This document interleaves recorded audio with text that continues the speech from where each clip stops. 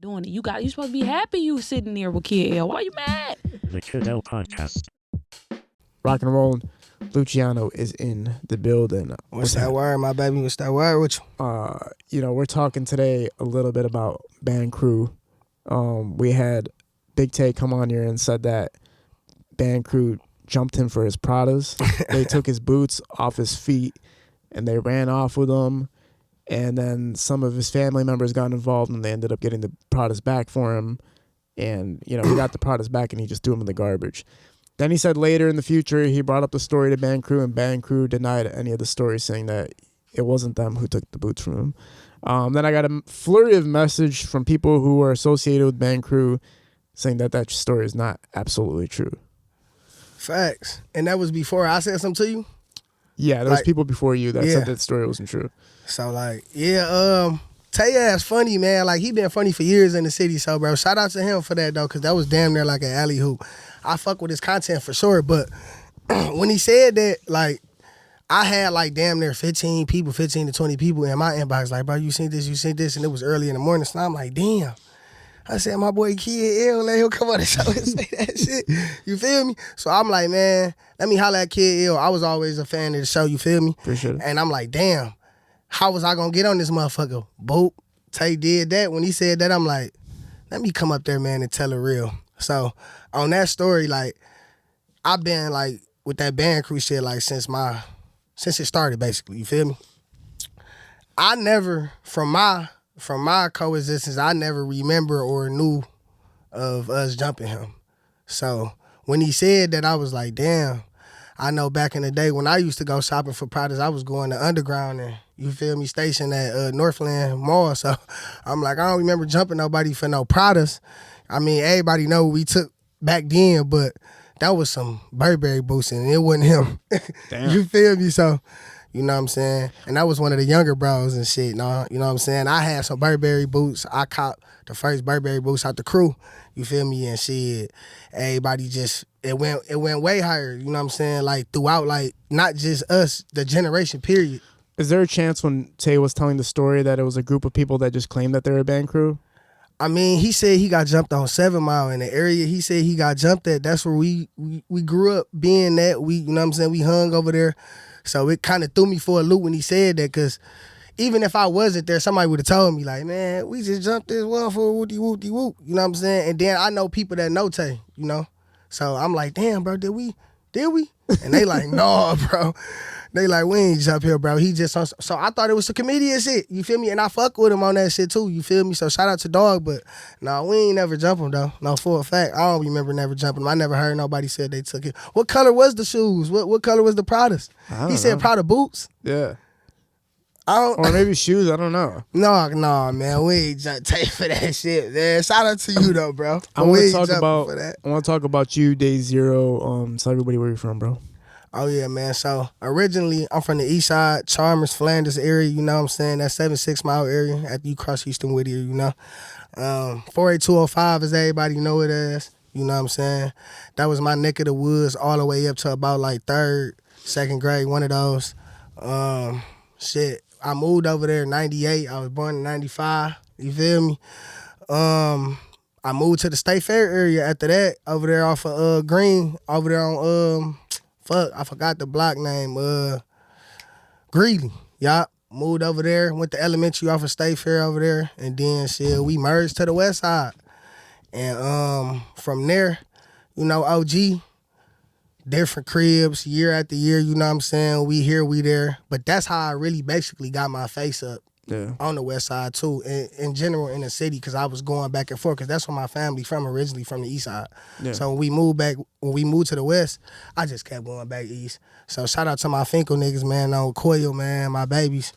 We used to go to Skateland. We used to take them to Skateland. So I damn near feel like my brother's legendary for that, taking Finkel niggas all the way on East Warren. You know, that was a scop hitch and a jump, you feel me, to be doing that. But, you know, we was just typical hood kids, you know what I'm saying? Just trying to mingle where we could fit in at. And, that was my first, like, little taste of the west side. And then from there, we was moving to different neighborhoods. Then, by the time I got to, like, I want to say, like, 8th grade, we merged back towards what we always knew, 7 Mile. My mama grew up on 8 Mile, so we always grew up in them areas, the mile areas. Yeah. You know, we moved over there by Mumford, Wyoming, 8 Mile, 7 Mile area, 6 Mile area over there. And shit, that's when the BandCrew shit came about. Like, for real, when I was probably like in the 8th, 9th grade. It started off, though, I had my own thing going, you know. We was on some rap shit, basically. Let me throw that out there, too. Like, we was on some rap shit. My OG was supporting that shit, man. By the time I got to high school, I don't know if you know or heard, but like, you know, DPS, man, it's a different type of funk. High school, that motherfucker, a different beast. If you not ready for it, don't send your kid to DPS high schools. Because like from before I even got to high school, that shit was like jail from what I heard. And when I got to Mumford, I went to Ford first, matter of fact. Let's get that out the way. Shout out to Ford. I went to Henry Ford first. I got put out of Ford, my first card marking. Then I went to Mumford. And then that's when all the little BandCrew shit started. And So BandCrew started in high school? Basically, like, before that, like I said, I had a group myself. We was on some rap shit. By the time I got to high school, you know, people want to test you. People want to try you. You know what I'm saying? So it went from being rappers to, oh, yeah, we still from the hood. We got to show y'all we from the hood, too. And boom, there you go. We started clashing with people. You know, and then, like, we was on 7 Mile, too. I was on 7 Mile in Wyoming, Washburn. And I went to Ford first. So all my friends that I went to Ford with stayed, like, Evergreen, Southfield area. You know, all that in that area. Off of 7 Mile, though. And, shit. I think my homie, shout out my homie from Dexter, my nigga Gwell, he bumped heads with one of my dude Squid, and I've been knowing Squid, matter of fact, too. Y'all, since Henry Ford, I met Squid at Ford. For people that don't know, people be thinking we met on some gang stuff. No, we met in school. Like, so a lot of my friends that it turned out to be this BandCrew thing, like, we was school friends. We was childhood friends. We been knowing each other since, like, some of us been knowing each other since elementary. Yeah. Like, for sure. Like, you know, so it was mainly, like, you know, just a bunch of childhood friends, feel me? Like, some of them from the hood, some of them we grew up with each other going to school. That's how I know a lot of people, you feel me, going to school, moving to different neighborhoods, for real. But what year are we roughly talking about when you're talking about the start of BandCrew? I want to say, shit, bro. Around like 2011. So 2011. Like 11, 10. I want to say like late 10, right. 11. Like when I got to high school, basically. So whatever, 9th grade. Yep, that's kind of like when they got but before that, like I said, we just was going to school together. You know what I'm saying? So this is like an official thing where it's like an official group at the moment. It's just you and your friend kind of like. Yep. It's kind of like I use this for lame terms. Because I seen the interviews a lot. When they used to explain Doughboys. Doughboys was different cliques. Yeah. That's how we Doughboys and Cash Out, right? Yeah, we was separate cliques. Before the BandCrew name we all had different names. And that was my brand that I dropped too. Do you remember which groups there were that kind of emerged? For me, when I dropped mine, we was called Young Paid Bosses. We was called Young Paid Bosses Cash Out, to be honest. That's how we started, because we was looking at the people like Doughboys. I grew up, my neighborhood is syndicates damn near to the Cheddar Boys. So I grew up around all of them, you know what I'm saying, pumping their gases and shit. They giving me $10 on the block, all that shit like that. Buying out the ice cream trucks from my hood, though, that's over there off Chalmers. Like, so I've been around like just like brotherhood, music, shit like that. You know what I'm saying? So when I started my stuff, my YPB shit, it was all about music. But by the time I got to high school, like I said, it was test me. And gradually we fell into the shit. You know what I'm saying? 2-3 dudes, we fell into it and started beefing with people that we didn't know. You know? Shit like that. And that's when we started meeting, like, people that we knew, like, bro, whoop-de-whoop, they be down there on this part of 7 Mile. Brody and them be down there in this part of 7 Mile. Instead of beefing with each other, because let's keep it 100, from my existence and knowing the hood, 7 Mile always got into it with each other too. Yeah. And we had to protect the hood too, so that was dumb. We beefing with each other. So my generation, we like, hell no. So damn near, like, if you ask me, I went to Barbara Jordan in between 6 and 7 Mile off of Livernois. All my friends from Livernois all the way to Evergreen And that's where I met Smooth at over there when I was littler though. Baby Smooth? Yeah. That's where I met him at. We went to Pitcher Elementary together. You feel me? In the 4th grade. Yeah. So that's where me and him initially met at. And shit, like I said, I always move in and out of them areas. My mama grew up on 8 Mile, so she gon' stay around the area she know, basically. So when she took us from the east, we stayed in that melting pot back and forth, back and forth. Only time I moved out of there is when we moved to like Joy Road, and that was a shocker. I didn't even know what that was. I was in school, people on my ass like, you don't know what Joy Road? I didn't. I'm from the east side, you feel me? So anything that didn't come east, I didn't know, which was only the miles, you feel me? Yeah. So I went through a lot of that shit, the hood shit. Like, oh, you don't know this, you don't know that. But I got friends from over there too. Rest in peace, my homie Squid. He from Joy Road. But I met him going to Henry Ford. Yeah. So with you guys being this melting pot of different cliques getting together to form BandCrew, who are the original members of BandCrew? Man, I couldn't even say because it was so many kids. Like I said, look, I had my own thing originally with the rap shit, right? Yeah. Trying to, you know what I'm saying, be rappers, whatever you call it. It was the Chief Keef era for real, you know what I'm saying? They had everybody jumping in the videos, doing all that. You had the Fredos and you had all of them, Reese's and shit. So we was trying to do the same thing, kind of, sort of. But it wasn't like expanding. So I kind of looked at it like if we fuck with bro and them, and bro and them fuck with bro and them, and we all know each other. We going to Ford, Mumford, all these different high schools. I'm like, shit, we could come together. But when we did that, once again, backfired. Here we go with the beef shit, you know what I'm saying? And we fell into it. Like what I fell into originally. Like at first it was on some rapping shit, and then we fell into the, you know what I'm saying, the regular Joe shit. With anything that you're comfortable talking about, you know, obviously no implications or anything, but what was like the first beef dynamic? Like what was the dynamic of the issue? All right, that'd be like, I put it like this. My homie Squid and them is YNC. That's the name of their clique. You feel me? They was YNC. That was Young and Crispy. Nah, Give and Take, he from Joy Road. So when he came out with the clique or whatever the case may be, he wanted his hood to accept it. I'm guessing. That's what that's why I'm gonna say I guess. He wanted his hood to accept it. So he was functioning with them at first. The clique was and everything, but he went to Henry Ford. Henry Ford ain't Cody. That's all the way on Joy Road. Right. He going to, you know? So I guess he was trying to keep his hood close to, you know what I'm saying, his section of people that he was messing with, which was a bunch of 7 Mile kids. And it didn't work out. So by the time I met Squid and Ford, it worked out because we all was on the same strip. You know what I'm saying? So it started off with just us two cliques. It was YPB and YNC. Yeah. And then gradually, my 4 life homies and shit came along, which was CMH. You know what I'm saying? And shout out my SHN babies too. And, you know, like we all just, you know, we got along. You feel me? It was like, it was no point of beefing. Like, I grew up, when I was in elementary, middle school, 7 Mile always beef with each other, bro. And we had to protect the hood outside of who didn't like 7 Mile. You feel me? So when I got old enough to have say-so, I'm like, that's over. I don't want to be beefing with dudes that we go to school with when we really cool. That's some shit that y'all want us to do, which is probably the older generation, probably.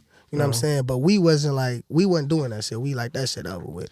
So you're focused on the music, but the music is bleeding into the street shit. Yeah. For sure. Like, and it's kind of like, because of notoriety. The more kids it was, the more friends we had, the more hatred came with it. Right. Like, oh, he's saying he that, he's saying he that, and we all going to different schools. So by this time now, when it started like blowing up, I think I got kicked out of Mumford, and I started going to Oak Park because they told me I couldn't go to no more DPS schools. Originally, they tried to send me to a school named City, and I think that was like over there by like Linwood and all of that over there. And I never grew up or stayed in that neighborhood, so I'm like, hell no, my son not going where he don't know the norm. You know what I'm saying? Right.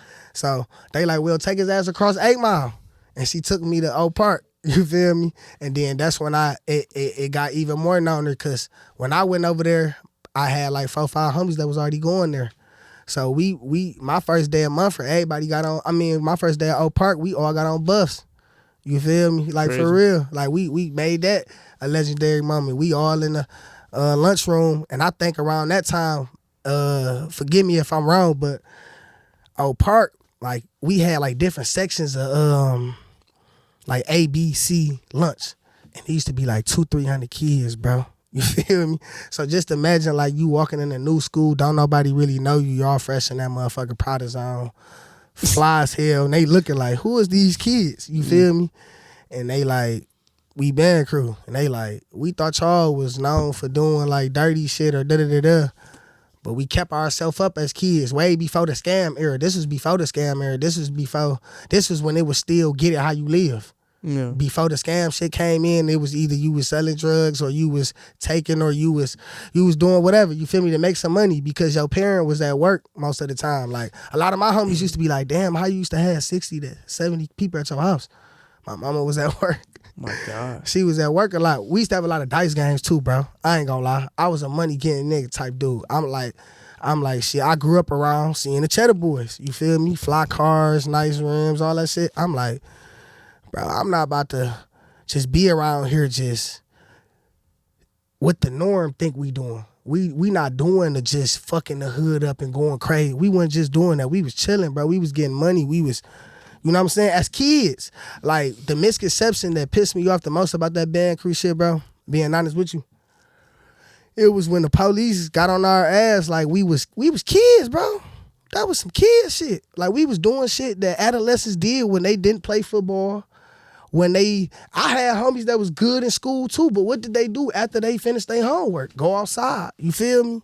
And that's what we was doing. We was going outside and shit, we fell victim to the people call it gang banging. Yeah, it was. No cookie cutter shit, it was. But at the end of the day, before that, it was us just trying to pave a way, make a way. We looked up to dudes like Chief Keef and them, but we ain't have a Ken, that Chinese dude that was this beat maker, all that shit. We ain't had none of that. We ain't had no big homies. You know what I'm saying? We ain't had none of that. So when they indicted my homies, I was like, damn, we was being bad like everybody else. You know what I'm saying?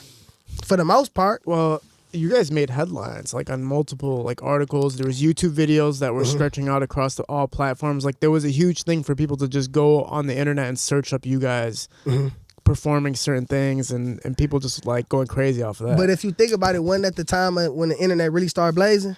Yeah, it was. Like the internet really started blazing. But there was like footage of you guys doing the stuff that you were talking about. Other people were doing it, but there was like no footage or evidence of it happening. But you guys, like, there was why was there footage is the question. Like, why was there footage of you guys? I ain't gonna lie, right? So look, put it like this. You gotta look at it like this. When the internet was just started popping, I'm talking about from Twitter, the hashtag, the pound, all that shit, it was all social media shit. And we want to be known. And it didn't even have to, because look, we had videos like this, just chilling on the couch, talking shit, flashing money. You know what I'm saying? And them bitches got like 20,000 views, like literally. You know what I'm saying? Of us we just was in love with that camera, bro. That's why I love this shit, you know what I'm saying? I'm a big fan of what you do because like that camera shit, like we grew up on that. We grew up flipping that boy, you know, before we had the button to flip the actual camera around and show our face, we had to hold it like that, you know what I'm saying? Yeah. Or had one of our homies do it or hold it up on something, you know what I'm saying? So we was in love with like just videoing ourselves for real for the most part. But that, unfortunately, that's what came to bite you guys in the butt, right? Obviously. Yeah, but we didn't know. Like I told you, we was using that shit as fun. Like, nobody knew that you could take the footage and like it was a new thing. Nobody knew about YouTube and social media. When I want to kind of go in an order of events for you guys. When you guys are starting off, like you said, in school and everything like that, you guys are flaunting. Everybody knows you guys are the rich guys in the classroom and everything like that. You're buffed out and everything like that. How many people did you have to worry about when you guys left school? Like, was there a lot of sets of people that had problems with you, or was it just particular individuals? Like, what was the circumstance? To me, this just I'm gonna speak from like how I assumed it. You know what I'm saying? How I seen it. You know, a lot of dudes that we got into with like later on in life, probably like after school. Like I'm talking about after we graduated and all that shit.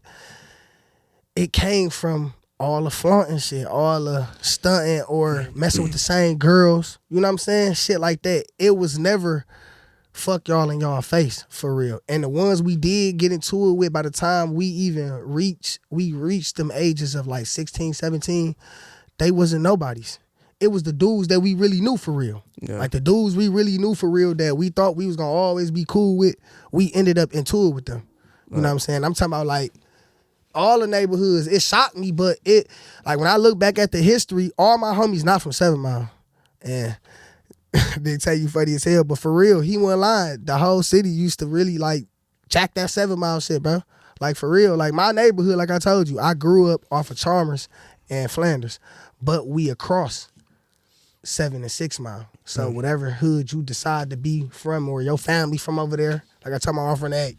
So she grew us up closer to them areas. I know it's kind of a stupid ass question, but I'm gonna ask you. How true were the stories of like buffs getting snatched or clothes getting snatched off people or jewelry getting snatched because of BandCrew? Like, was that all true or was it some fabrication? Like, how true was it? I will say this. That shit was 50-50 for real. Like a lot of shit happened like on the hunt to like say we bump into some people we don't like. You know what I'm saying?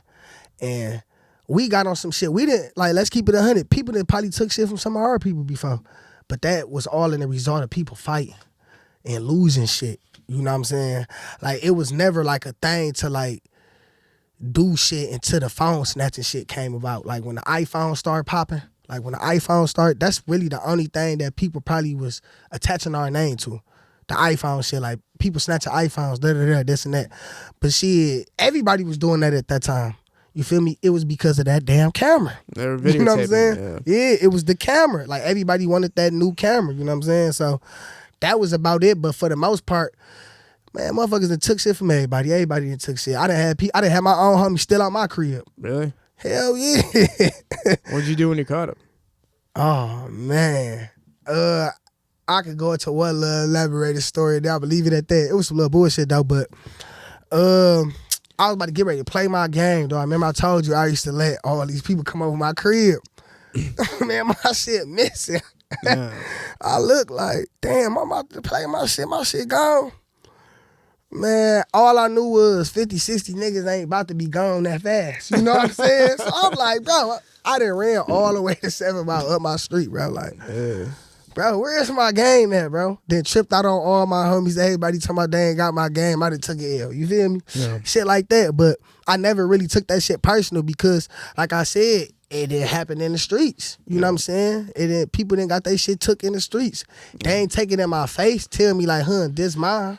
Did BandCrew find success at a high level with music, or did it always stay pretty underground? Like, because I don't remember seeing like too many promotions as far as like club flyers or anything like that was too crazy about you guys. It was more so like you guys were stamped as like an identity versus the actual music itself, right?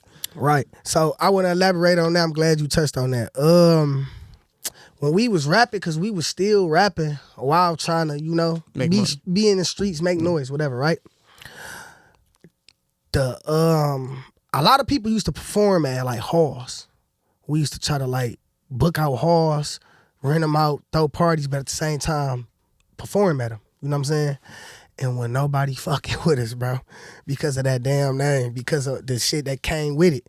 So every time we tried to like book halls or try to throw parties for like our birthday party, just not regular shit. Cause I done seen other cliques do it that was doing the same shit we was doing, but they name wasn't as hot as ours. So they was telling our parents like, no. And then it got to the point to where either my mama was coming back to the crib, bro, like, y'all be jumping our kids. I like my friends' kids. Like shit like that. Yeah. We was doing wild shit, but it came with, like, to me, it came with that's what we was doing in our generation. So walking past you guys in the streets is what's the % chance that something's gonna happen, like go wrong in my life at that time? If I was there, it depends. Like I looked at it like, bro, I was never a bully growing up. Let me just get that out the way. That wasn't my persona. I liked it to move niggas around that wasn't like that for real. That was my thing. So if you was putting on the image, you got to move around. For me, at least. You know what I'm saying? So you tested people that you felt like weren't authentic with how they were presenting yeah, themselves, like because we didn't had a lot of people mamas pull up like, y'all making my son, and we wouldn't make your son do shit. Your son wanted to hang because this what we do in the hood when you don't play sports, girl. And like that's what we did. Yeah. Like shit, like neighborhood shit. Like I don't even know if people did it in the suburbs, but I'm pretty sure people used to go in the stores and snatch little shit out of runs, little shit. Yeah, I mean, there's still YouTube footage of this day of you guys at liquor stores, like just going crazy. I mean, but I think them videos really stayed up because we was posting them ourselves. like you said, like we was posting them bitches ourselves. So a lot of them videos that y'all see in 2024, they still up because we posted that shit. Like a lot of my friends, they got their own pages. To be honest, they should be getting paid for that shit because them views do numbers. Yeah, but YouTube disqualifies anything that's considered criminal activity. So why keep it up? Y'all it's getting y'all page off though. Like at the end of the day, like you feel can what build I'm saying? something off of that. Yeah, like y'all still reaping off of that shit. So like, what's the point of keeping it up? Take it down. Y'all got it up, and then like I said, most of them videos, bro. If you really would have did like some homework for real, bro, we was chilling on most of them videos. So most of the videos you think you're chilling versus we had a couple. Listen, I'm trying to tell you, if it's 50 to 60 dudes, bro, damn near that's 100 people, right? Who videoing what? What you about to get for real? Like what real action is you gonna get? People running around? And then the audio was so fucked up back then, you feel me? Yeah. So it was a lot of like you just seeing people, you know, wild out, like kind of sort of, you know what I'm saying? If that's the best word to use, yeah, like wild out. Like it wasn't. You know what's funny? It was when Tay nothing serious on there. When Tay made those when Tay told that story about the Pradas getting stolen, a lot of people commented under his post saying, yeah, they snatched from me too, but it's kind of like a milestone for me in my life that they snatched from me. Like some people were bragging of the fact that you guys took something from them. Like it was like legendary that you guys took something from them. I mean, all right, look. If you get it from me, bro, I'm gonna tell you like everything, like especially the rappers and shit, right? Like it start from the ground up, and the streets is the ground. You feel me? Like for real. So a lot of this shit you hear these dudes rap about, talk about, they be talking about us. We just didn't get the chance to reap the benefits because we was tripping. You know what I'm saying? Just took it too far. Yeah, we took it too far. But not everybody though, because you got people like Smooth, Baby Smooth. You got people like NSC Booney. You got people that's really like, you know what I'm saying? And then before that, like a lot of us rapped. You feel me? Who was the first person to that the police were like really starting to pay attention to as far as the group? Was anybody particularly like where the police are like, all right, this is going to be the person that we follow until we catch these guys? I can't even say that because to be honest, they always fuck with all of us. Like, cause we damn near, like us not knowing as kids, we put the targets on our back by getting shirts made and shit. We just walking up the hood. They know our name cause they see the shirt on, they see it on the back of the shirt or on the front of the shirt or blase split. You feel me?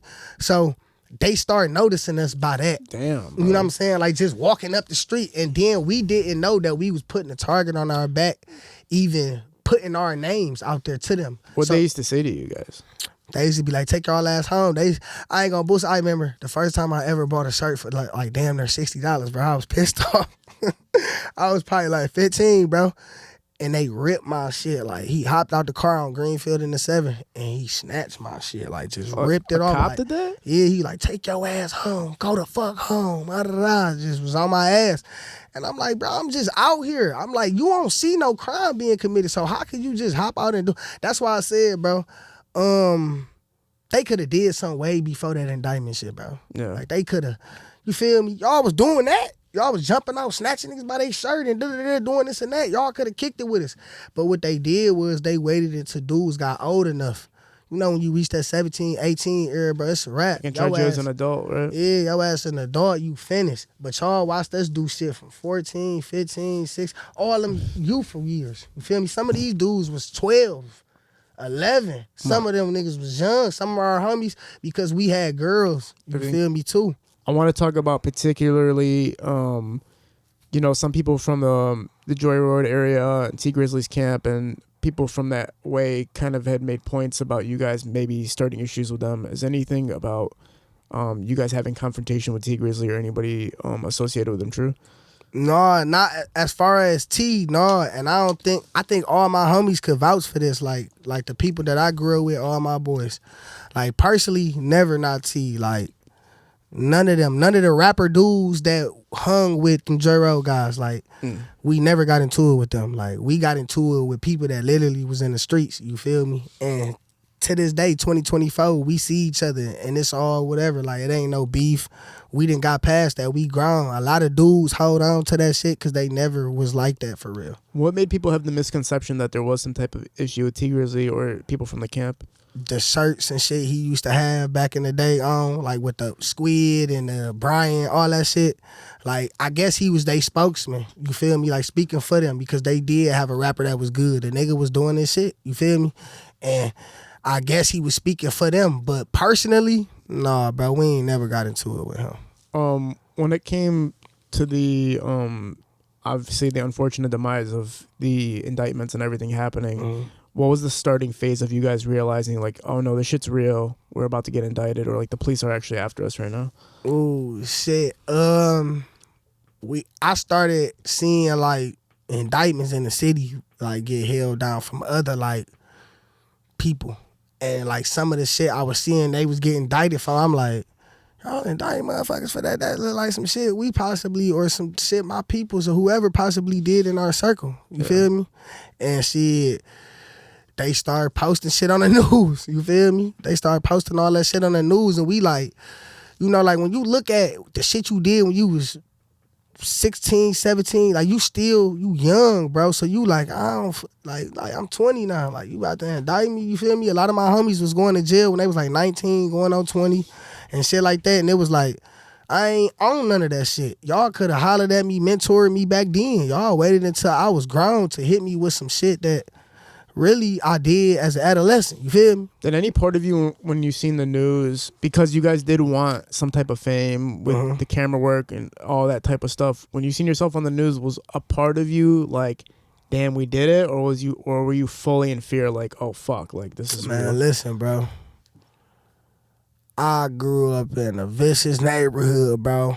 Like, even when I left, my hood was even more vicious, and I was seeing that shit on the news. So I knew once we hit the news, bro, my mama, bro, this when I was like I was about 18 going on 19, she like, you gotta get the fuck out of my house. Damn. Type shit. You feel me? Like, you gotta go, bro. Like, hell no. She was like, because, you know what I'm saying, it started hitting the news.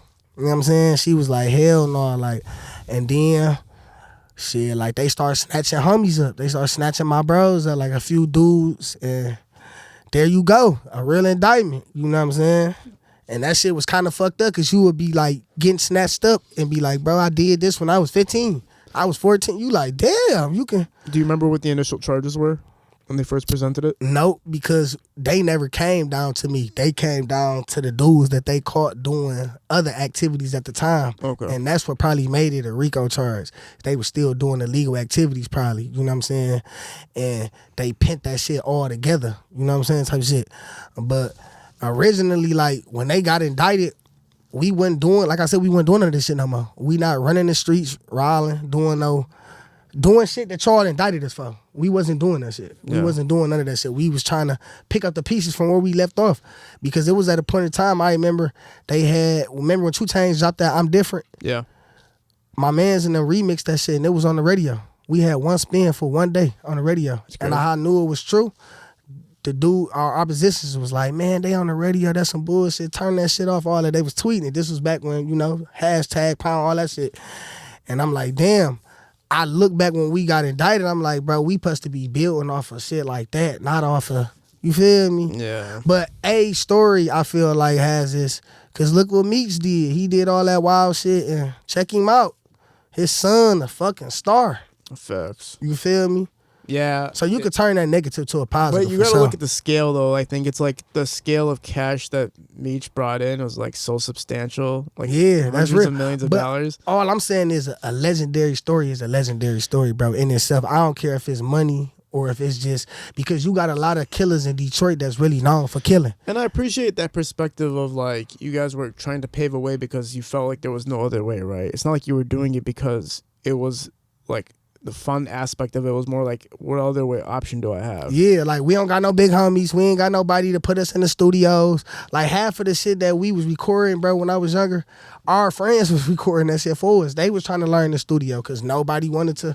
We knew people like Booney. Booney know Ice Revezo and them people, you know. GG, rest in peace to dude. I don't know him, but you know that's his peoples. He got them tatted on him. He know them people. You know what I'm saying? We knew people. Like I said, even before when Rock first got out of prison, when he came back home, he was like, "Who the fuck is BandCrew?" Tweeted it. You feel me? This is publicly record. Yeah, like they know us. We in the same neighborhoods as all, bro. Yeah. We got homies from Finkel, right, wherever, you know. When he said, "Who the fuck is BandCrew?" What happened? Our name was hot. You feel me? And you coming home or you in jail and you hearing all these kids getting locked up, you like, who the fuck is them? Yeah. You know what I'm saying? What they on? And we was really just like just some kids trying to make a way. We didn't know how to do it.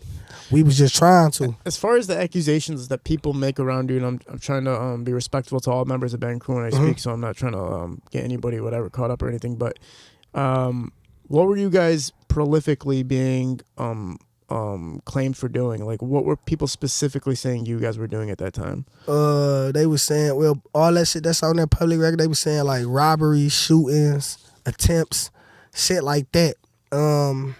Yeah, that's what they were saying. And how much of it, like, that has already gone through the court system of it, can you say it was false? Shit.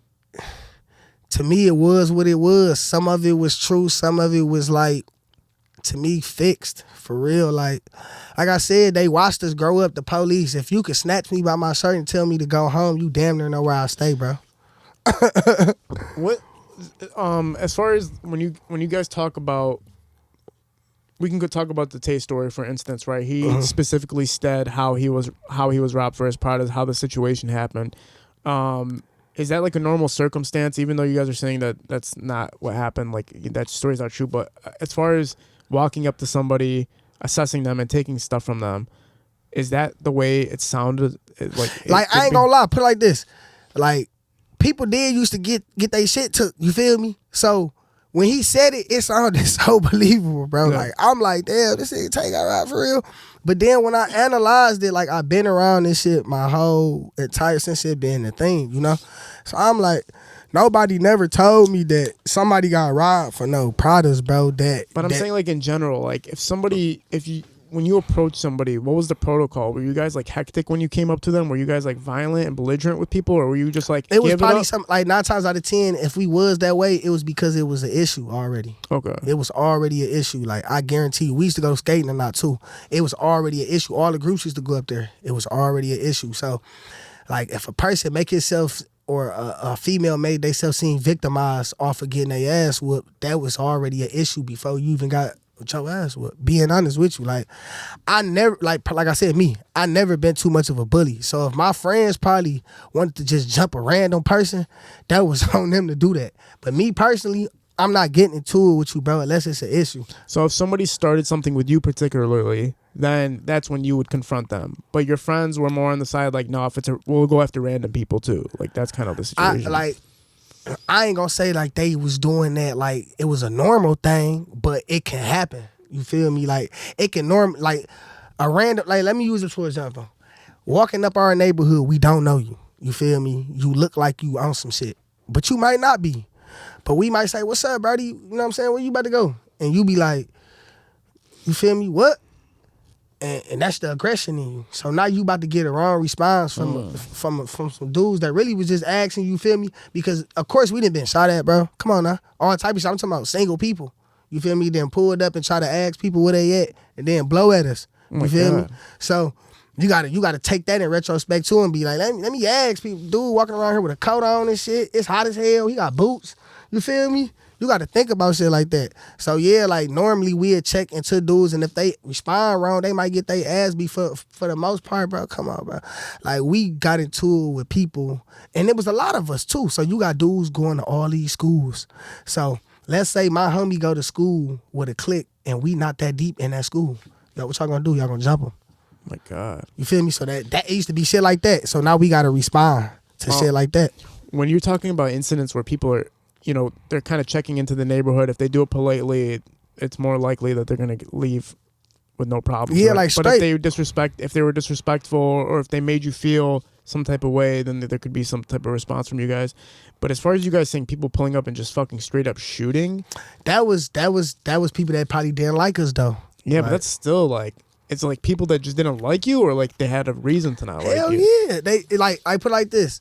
Like, rest in peace, my homie Squid. He was from Joy Road, but he hung around mostly all 7 Mile dudes. So a lot of hatred or a lot of people that we got into it with was because he didn't hang in his hood. He ain't fuck with them no more. And that was some, we known our shit. Like, oh, them niggas know Brody with them too. Fuck them. And we was just clashing like everywhere we went. Even if it was they friends, it didn't even have to be them. It could be some they homies, like an extent of them. How stupid would you have to be, though, to drive down your block, knowing how many people are there, chilling posted, and to start some shit? Like, how dumb would you have to be? And then to even think that you can get shots off and just escape. Like, that guy, whoever does something like that has to be like the dumbest guy in the world. I ain't gonna lie, but you gotta look at it. Have you ever rode up 7 Mile Road? Yeah. 7 Mile? Yeah. Period. All right. You gotta know that strip big as hell. So all them cars flying past and we just out there sitting ducks. Yeah. You feel me? Like I said, we wasn't just doing random shit, bro. Like, we was chilling in the hood. Like, this shit, like the shit that y'all seen, the shit that gained notoriety, it was strictly off of us getting into it with people. Well, I mean, I've talked to some OGs about it, and what I've gotten in response is that there was a lot of people like you who were like-minded, where it was like, if I had a problem with somebody, I would handle that. But then there was people who felt like they had power because they were a part of BandCrew, and they kind of overused that power. Like, there was almost like an invincibility to that person, where it's like, yo, I'm a part of these guys, so therefore I'm gonna do these things and get away with it and walk away from all that shit. But let me ask the OGs this: since the Detroit history of crews, cliques, groups, gangs, whatever you call that shit, everybody felt like they had power, whether it was money wise, whether it was street wise, or whether it was just you knowing more than the next motherfucker know. Yeah. You feel me? Like everybody abused they shit. That's why you got the cliques like how they is now, because if you ask me, it would have still been like back in the day, the YBIs, the money cliques. But they had beefs too. Everybody. I know an unfortunate situation of losing Squid. Can you talk about the loss of him and how that perspired? Oh, man. I was going to Mumford, man. I was going to Oak Park, bro. I was going to Oak Park, man. I was in, I don't know, I think I was leaving like Spanish or something, bro. And, shit, my homie, I guess, that was in school, my homie Rod, his mom's or his man's, my homie Vaughn, one of their mamas, she worked at the hospital. Yeah. There you go. Shit, she called them and told them, like, yo, friend shot up, man, like he ain't gonna make it probably, you know? And shit, before we left school, I don't even think I stayed that whole day, bro. You feel me? Cause I was so sick about it. I talked to him, I think, like the day before that, about how he said he wasn't going to school and shit, or whatever the case may be. And man, that shit just happened so fast. Yeah, bro, I was in school and they called and they told me that Brody was gone. Yeah. And I was like, shit. That's when shit went from us doing like teenage wild shit to like having to like really grow up in the streets, really become like a man out here, you know? Yeah. For sure. But yeah, like, man, I lost my boy 2012, bro. I lost my boy, we was teenagers too, so that shit hit different. Even to this day, I'm 29, bro, I still be like, fuck. Like, yeah. I lost a good soul. That boy was, regardless of the shit that surrounded his name, man, that nigga was a character, bro. He was a good dude for real, so I just hate that we ain't grown and kicking it, you know? Yeah. I ain't even mad no more, you feel me? Because I didn't went through my emotions with that shit already, you know what I'm saying? I'm one of them ones for real. Like, I didn't went through my emotions enough to be able to be at peace now, you know? It's just, I hate that he ain't here, bro. That's my guy, for sure. Yeah, that's it's tough to hear, especially because it's just like you guys, like you keep saying you guys were kids, and it's true. It's like you guys were kids. Regardless of everything that you guys were doing or involved with, you were still children, man. Bro. Like, these are kids we're talking about. Yeah, I lost him when he was, I think he was 15 going on 16. Bro, yeah. Like, he was a baby, bro. We was young. Like, even after that, bro, like, I'm talking about, like, listen, and I'm going to leave it at that, but I'm talking about, like, You talking about hopping the streets, for real hopping the streets? Like, after the funeral, like, instantly, like, everybody, like, or move around. Like, it was, like, he was gone. You feel me? Like, that was the first time. Like, you know when you lose family members when you a kid and shit, when you real young? Like, I ain't saying that everybody got that story, but a lot of that times, it be when you real young. So you ain't even got that attachment. So by the time you grow up with your cousins or something, you lose one of them or a friend, it be like, damn, I've been around you since we was J-High, and you gone. So that shit was a, boy. Yeah, rest in peace, my boy Squid, though, man. Real legend. When you guys are building this infamous kind of portfolio for yourselves, like you said, you're doing it to survive, you're doing it to find a way, and unfortunately you lose people in the process, and you know, tragedies striking and everything like that. And then again, like you said, you're watching the news, everything's over with, and you're watching the news one day and you figure out you're being indicted for something that or people in your crew are being indicted for something that happened years ago. Do you guys formulate a plot of how to fight this thing? Do you get high paid lawyers? Like, what was the situation like? I mean, like, put it like this. Like, if you ask me, when they indicted the people that they indicted, we was trying to find ourselves into being ground. You feel me? So everybody was doing what they doing, trying to scrape up like what was left to pick yourself up, because we not about to live off of being no gangbangers, gang. Like, that never was the goal. You feel me? So people was trying to make money, and they was being watched that whole time. But like I said, instead of the police grabbing our coattails as kids, they waited until we was older trying to figure this shit out, and it was too late. You feel me? It was like, shit, that shit was too late. So it was like, all right, Brody and them getting indicted. And yeah, like, don't get it twisted, we was still going through like the little emotions while we trying to get older. Like, when we was reaching our 20s, you feel me, 19, 20, 21.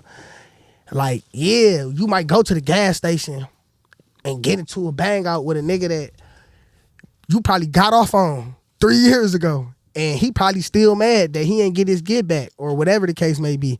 But a lot of like shit that they got indicted for was really just shit that was caught on camera.